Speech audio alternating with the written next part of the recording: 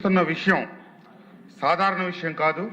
ఇది ఆంధ్రప్రదేశ్ భవిష్యత్తుని నిర్ణయించే చారిత్రాత్మక తీర్మానం. అధ్యక్ష, ఈ చర్చలో పాల్గొనే అవకాశం కల్పించినటువంటి మీకు, ముఖ్యమంత్రి గారికి, ఉప ముఖ్యమంత్రి గారికి, లోకేష్ బాబు గారికి నా హృదయపూర్వక ధన్యవాదాలు.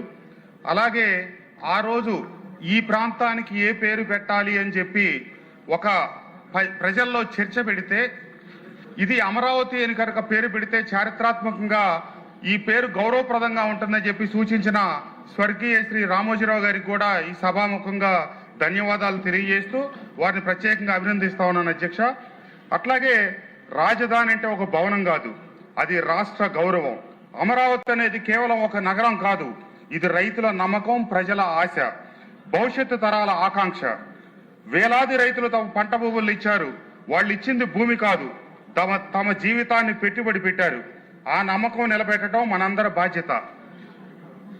అంతేకాకుండా అధ్యక్ష, ఆ రోజు 2019 నుంచి 24 వరకు ఈ ముఖ్యమంత్రి మన చంద్రబాబు నాయుడు గారు చెప్పినట్టు ఆ కౌరవ సభలో దురదృష్టవశాత్తు నేను కూడా ఒక సభ్యుడినే. ఆ రోజు ఆకస్మికంగా జగన్మోహన్ రెడ్డి గారు లెగిసి 3 రాజధానుల ప్రతిపాదన పెట్టారు. పెట్టగానే నేను ఆ వెనక కూర్చొని ఉన్నాను అధ్యక్ష. వెంటనే చుట్టుపక్కల సభ్యులకు చెప్పాను, భస్మాసురుడు తన నెత్తిన తను చేయి పెట్టుకుంటా ఉన్నాడు, ఇది ఖచ్చితంగా అతని పత్రానికి దారి తీస్తా ఉందని చెప్పి. సరే, తర్వాత కాసేపటికి సాయంత్రం ఆ తెల్లారో కృష్ణా గుంటూరు జిల్లా శాసనసభ్యులు, అలాగే ఓడిపోయిన వాళ్ళు, గెలిచిన వాళ్ళందరినీ ముఖ్యమంత్రి గారి ఇంట్లో, ఆనాటి జగన్మోహన్ రెడ్డి గారి ఇంట్లో సమావేశం ఏర్పాటు చేసి సజ్జల రామకృష్ణారెడ్డి గారు అలాగే బొత్స సత్యనారాయణ గారి నాయకత్వంలో మీటింగ్ ఏర్పాటు చేశారు ముఖ్యమంత్రి గారి ఇంట్లో. ఈ 2 జిల్లాల వాళ్ళకి ఎక్కువ సమస్య ఉంటుంది కాబట్టి, ప్రజలకు మీరు జవాబు చెప్పాలి కాబట్టి ఈ సమావేశం ఏర్పాటు చేశాం. మీరు ప్రజలకు నచ్చ చెప్పాలి, కొద్దిగా మీకు రాజకీయంగా ఇబ్బంది ఉన్నప్పుడు కూడా మీరు ప్రభుత్వ నిర్ణయాన్ని మీరు మద్దతు ఇవ్వాలి అని చెప్పడం జరిగింది. ఆ రోజు వరకు 151 సీట్లు వచ్చినాయని విర్రవీగుతున్న జగన్మోహన్ రెడ్డి గారిని ఆయన ఇంట్లో ఆయన ఏర్పాటు చేసిన సమావేశంలో వ్యతిరేకించిన తొలి శాసనసభ్యుడు నేను. 1.5 సేపు సమావేశం జరిగింది అధ్యక్ష. నేను మొట్టమొదట ఎవరు మాట్లాడతారంటే నేను మాట్లాడతానని చెప్పి లేచి నిలబడ్డాను. ఆ రోజు అదే సభలో యార్లగడ్డ వెంకట్రావు గారు ఉన్నారు. ఈ రోజు సభలో ఉన్న మంత్రి పార్థసారథి గారు కూడా ఉండటం జరిగింది. తొలిగా నేనే మాట్లాడతానని చెప్పి అవకాశం తీసుకుని మాట్లాడాను. అమరావతిని చంపటం సరైన నిర్ణయం కాదు. ఈ నిర్ణయం వైఎస్ఆర్ పార్టీకి భవిష్యత్తులో తీవ్రమైనటువంటి ఇబ్బంది కలుగుద్ది, ఇది ప్రజా వ్యతిరేకమైన చర్య అని చెప్పి నేను గట్టిగా మాట్లాడి, అంతేకాకుండా పార్టీలో చేరేటప్పుడు 2018లో జగన్మోహన్ రెడ్డి గారు నాకు కబురు చేస్తే వెళ్ళినప్పుడు ఆయన నేను అడిగాను, మీరు అమరావతి మీద మీ వైఖరి ఏంటి అని చెప్పి. ఆయన నాకు స్వయంగా చెప్పాడు, అమరావతి ఇక్కడే ఉంటుంది కాబట్టి నేను సభలో ప్రకటించాను, నేను ఇల్లు కట్టుకున్నాను అని చెప్పి చెప్పమని చెప్పాడు.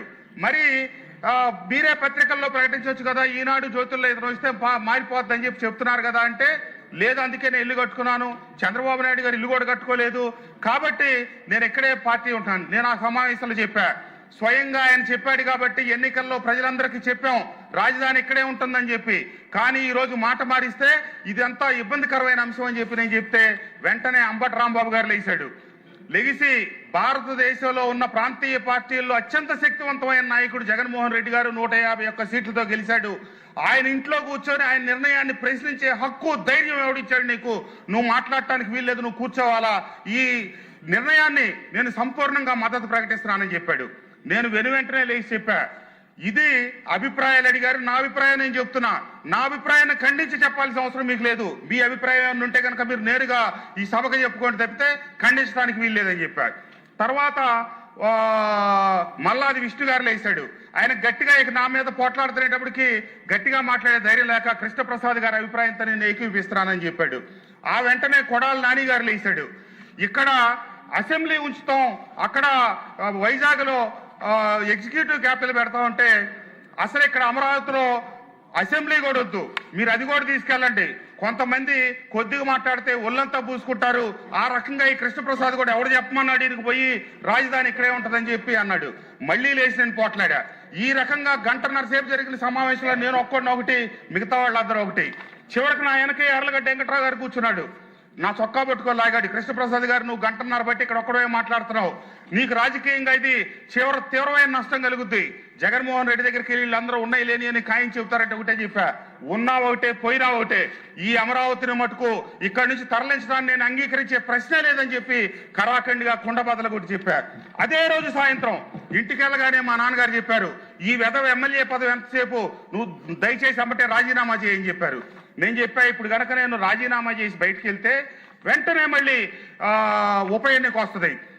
ఈ రోజున అతనున్న స్థితికి ఈ ఎన్నిక కనుక నిర్వహిస్తే అతనుకున్న అధికార బలంతో అతనుకున్న డబ్బుతో ఖచ్చితంగా మళ్ళీ గెలిపిస్తాడు అక్కడ ఎవరికొకళ్ళే క్యాండిడేట్ గా పెట్టి. అది మళ్ళీ అమరావతికి తీవ్రమైన నష్టం జరుగుతుంది. ఎందుకంటే నిజమైన ప్రజాభిప్రాయాన్ని బయటికి చెప్పగలిగే స్థితి ఆ రోజు లేదు. కాబట్టి పార్టీలోనే ఉండి నేను చేయదగ్గ పోరాటం చేస్తాను అని చెప్పి ఆ రోజుకు ముందుకు సాగటం జరిగింది. అంతేకాదు అధ్యక్ష, ఇంకొక చిన్న విషయం జరిగింది. మళ్ళీ తర్వాత 3 రాజధానులకు అనుకూలంగా అమరావతికి వ్యతిరేకంగా నన్ను మాట్లాడమని నేను అసెంబ్లీకి వస్తా ఉంటే ప్రకాశం బ్యారేజ్ మీద ఉండగా శ్రీకాంత్ రెడ్డి గారు ఫోన్ చేశాడు. ఫోన్ చేసి అర్జెంట్ గారంటే మీరు అమరావతికి వ్యతిరేకంగా మాట్లాడాలి, 3 రాజధానులకు అనుకూలంగా మాట్లాడాలని చెప్పి రాగానే నా చేతిలో కాగితాలు పెట్టారు. మీరు ఇదిగో మాట్లాడండి, ఫ్లాష్ బ్యాక్ వచ్చారు, అయిపోతున్నారు, ఒక్క నిమిషం అయిపోతుంది, మీరు మాట్లాడండి అని చెప్పారు. నేను మాట్లాడను, 3 రాజధానులకు అనుకూలంగా మాట్లాడను, మా ప్రాంతానికి వచ్చే రాజధాని కాదని ఆయన ఏలిపెట్టి నా కను నేను పొడుచుకోనని చెప్పా. వెంటనే మొహం చిన్నపుచ్చుకొని వెంటనే పార్థసారథి గారికి ఫోన్ చేశారు. నా ముందే ఆయనకు పిలవండి, ఆయనకి చెప్పండి అని. నేను బయటికి వెళ్ళి పార్థసారథి గారికి చెప్పా, మీరు గనక మాట్లాడితే మన ప్రాంతానికి అన్యాయం చేసినట్టు ఉంటుంది, ఆయన కూడా నేను మాట్లాడనన్నారు అధ్యక్ష. ఆ రకంగా లంకలో ఉన్న వాళ్ళందరూ రాక్షసులు కాదు. ఆ రోజు అక్కడున్నా కూడా మేము చేయదగ్గ పోరాటం చేశాం. ఇక అంతకు మించి చేయాలంటే మీకే పరిస్థితి వచ్చేదో మాకదే పరిస్థితి వచ్చేది అధ్యక్ష. కాబట్టి మీకు తెలుసు మేము చేయదగ్గ పాత్ర మేము పోషించాం. కాబట్టి అంతేకాకుండా అమరావతి మీద ఒక అపోహ సృష్టించారు. ఇది రాష్ట్రంలో ఉన్న డబ్బంతా ఊడ్చిపెట్టి ఈ అమరావతిని అభివృద్ధి చేస్తున్నాడు చంద్రబాబు నాయుడు గారు. ఎక్కడెక్కడ డబ్బు ఈ అమరావతిని అభివృద్ధి చేయడానికి సరిపోతుంది తప్పితే రాష్ట్ర అభివృద్ధికి ఉపయోగపడదని చెప్పి. కానీ నేను ఒక బిల్డర్గా ఒక మాట చెప్తా ఉన్నాను అధ్యక్ష, 1 ఎకరం 2 ఎకరాలు ఇప్పుడు డెవలప్మెంట్ తీసుకోవాలంటే 20 కోట్లు 25 కోట్లు డిపాజిట్లు పెడితే తప్పితే అభివృద్ధికి చేయడానికి కూడా భూములు ఇవ్వని పరిస్థితుల్లో ఒక దార్శనికుడు నమ్మి 34,000 ఎకరాలు రైతులు చేతిలో పెట్టారంటే ఎంత గొప్ప విషయం. ఇది ఒక కొత్త ఒరవడి.